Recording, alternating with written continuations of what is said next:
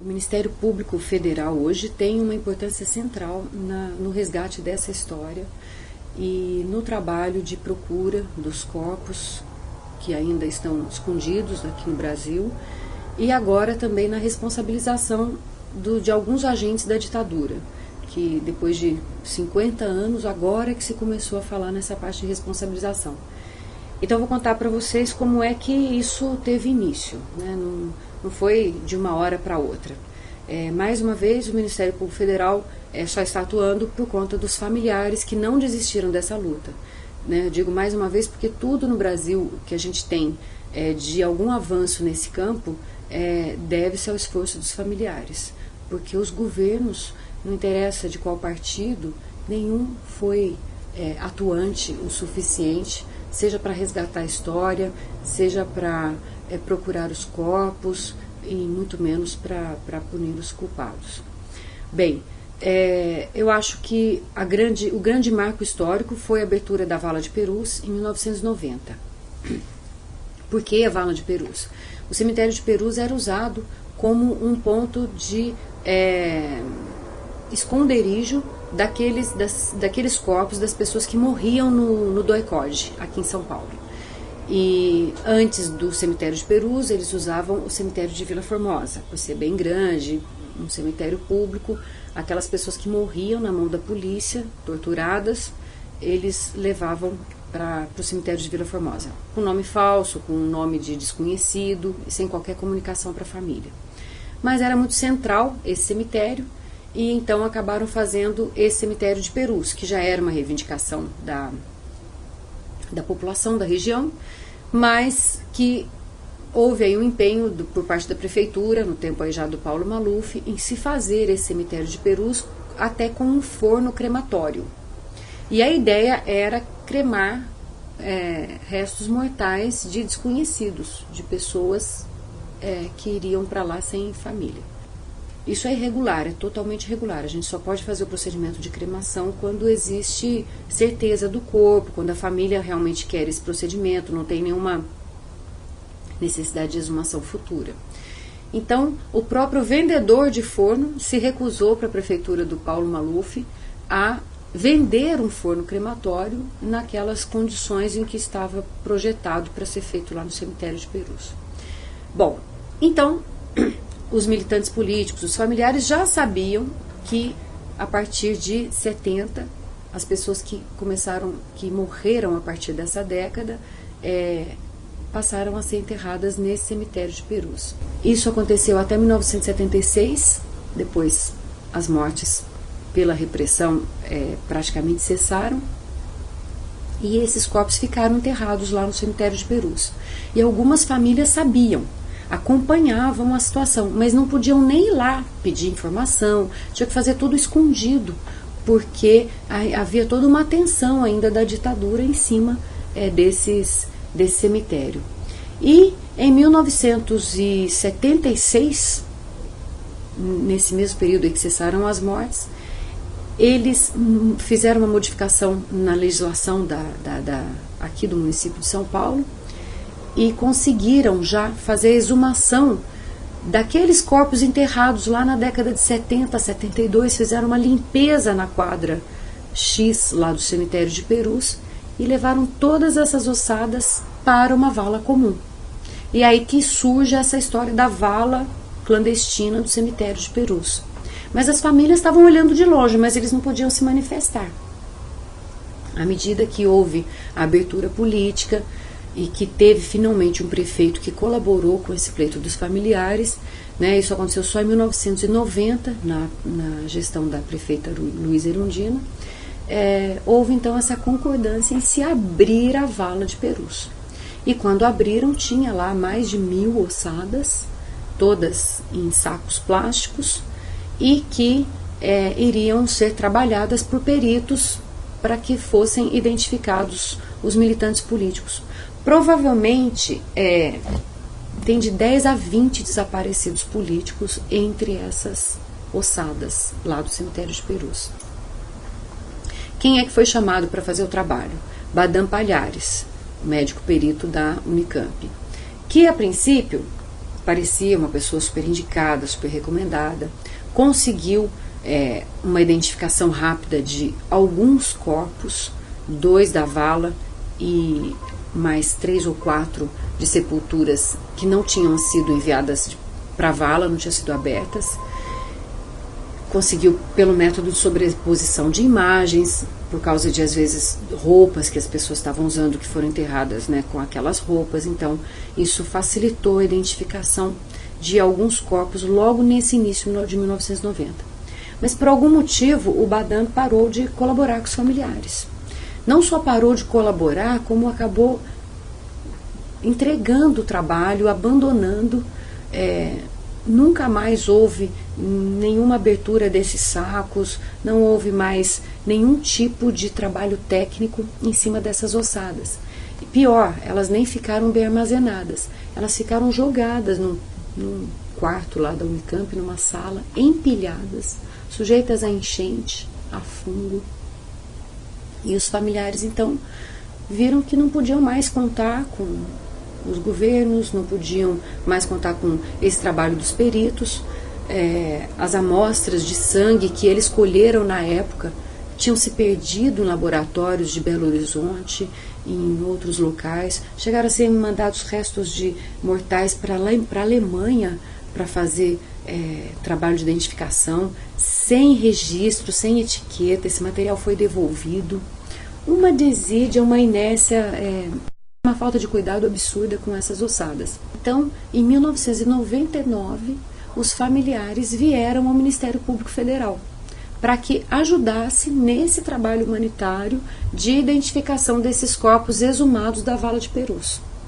E quem era o procurador na época era o Marlon Weichert, e ele ficou sensibilizado e viu que o trabalho realmente era nosso, né, Ministério Público Federal, porque caberia à União Federal fazer essa procura, fazer essa identificação. Desde 1994 existe uma lei criando a Comissão Especial sobre Mortos e Desaparecidos Políticos no âmbito da Presidência da República. O trabalho dessa comissão é fazer esse trabalho de busca, esse trabalho de identificação, e não foi feito. Nem se tinha verbas destinadas para essa comissão, para pagar trabalho de perito e tudo mais. Bem, um primeiro trabalho então que o Marlon fez já logo nesse período de 99 foi ir até a Unicamp, fazer essa constatação desse abandono e, junto aqui com o governo do estado de São Paulo, com o governo federal, falou: não, temos que apresentar outra solução para essas famílias, porque da maneira que está não pode continuar.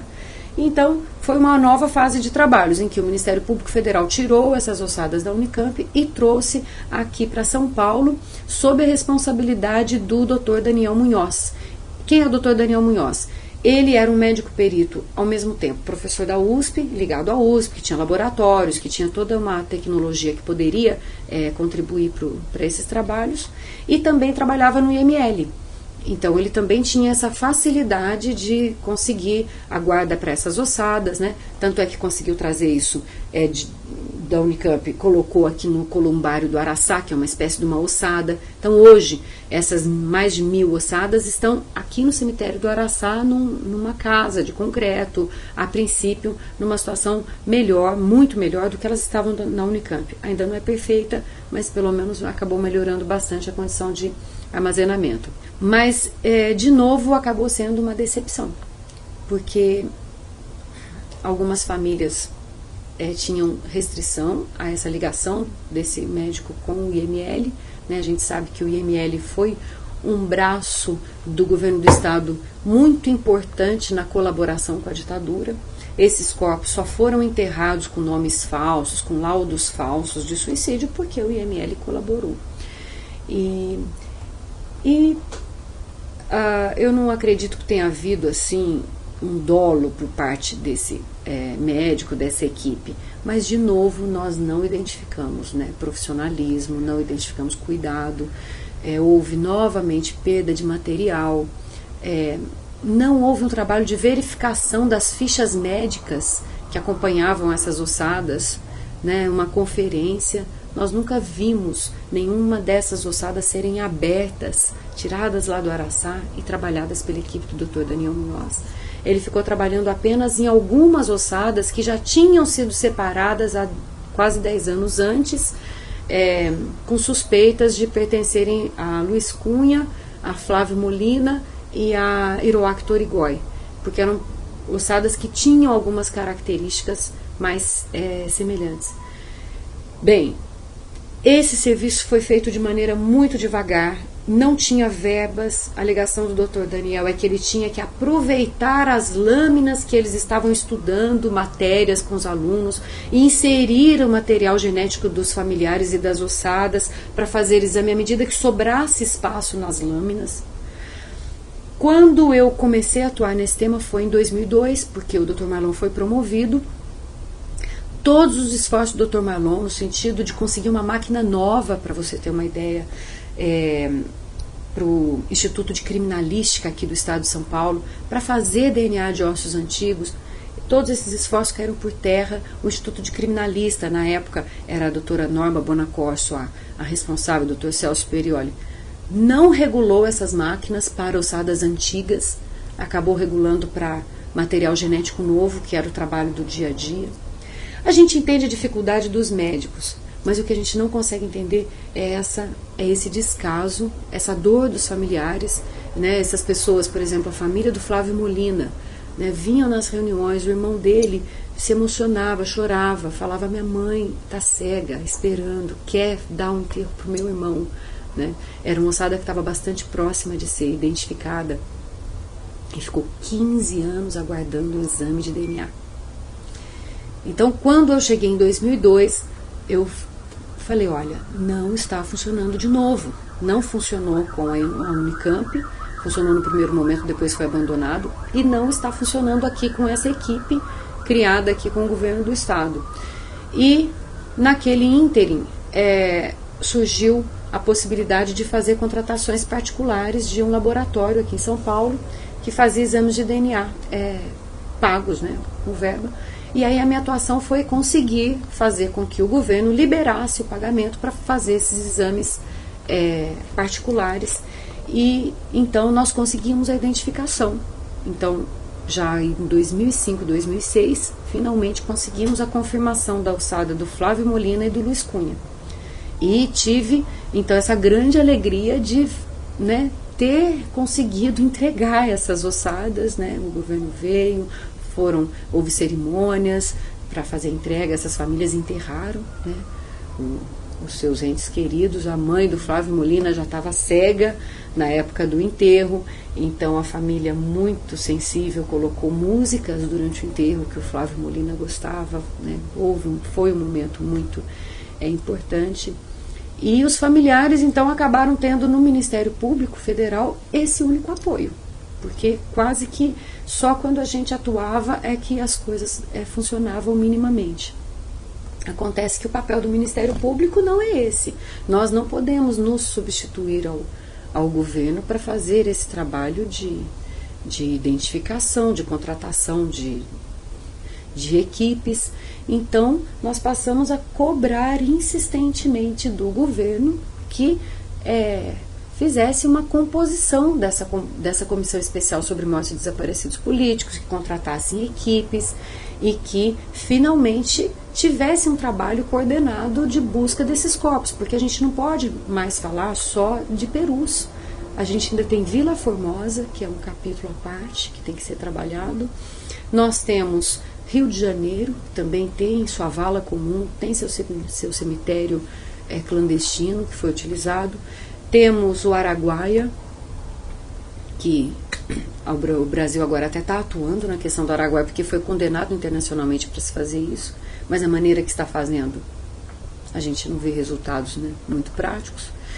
Enfim, não identificamos uma vontade firme do governo federal, que é o responsável para fazer isso, de simplesmente, né, cuidar desse tema, de entregar esses corpos, ou então de dizer: olha, não tem como aqui localizar, né? Vila Formosa, eu entendo que ali não vai mais ter como localizar nenhuma ossada específica, né? Tá tudo misturado.